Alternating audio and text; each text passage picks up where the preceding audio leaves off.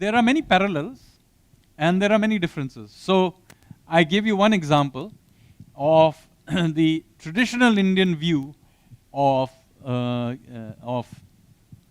why certain things should be done. May arrive at similar conclusions, but they came from different line of thought. For example, I'll give you Kautilya's view on limiting the state would have come from the idea of corruption, about if you squeeze it too much, you will get rebellion. That was the way he came from. Whereas the Anglo-Saxon, or more widely the Western view, comes from ideas of freedom.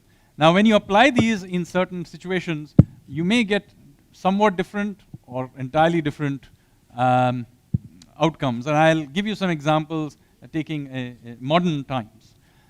Let's take, for example, the idea of maybe prohibition. Okay.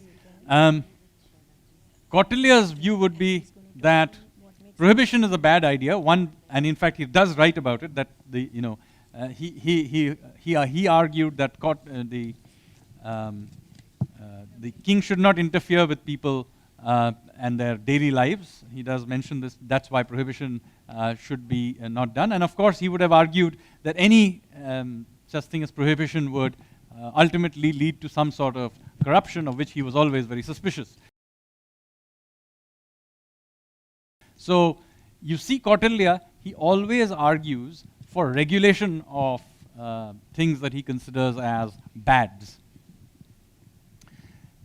Western conception of this would have been, you have to allow everything as long as it doesn't interfere with another person's freedom. You should be allowed that as a general matter of principle. So this is totally different. You may arrive at the same idea. Kautilya would agree with the Western view that prohibition, so regulation is better than prohibition, of alcohol anyway, because as a general principle, he would argue that prohibition may be a bad idea, but they would come to it from different views. Ashoka, on the other hand, would have a very different view. Ashoka's view would always be that I, as king, know what is good for you. So the Ashokan view would be, if I don't know whether he was in favor of prohibition of alcohol or not, but the Ashokan view, the Ashoka on a principle basis would not have a problem with prohibiting things he considered bad, because the state or the king as father to the people knows best. So this is a very different thing.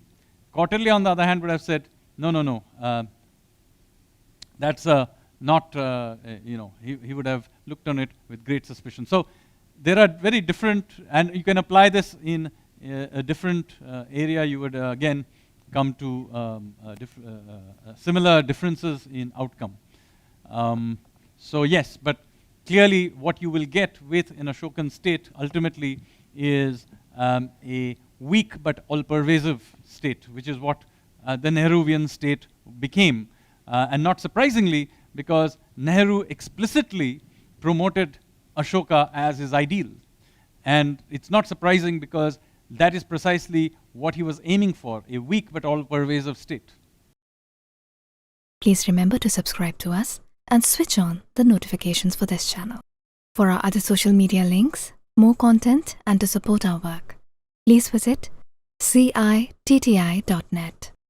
Dhanyavad. Namaskar.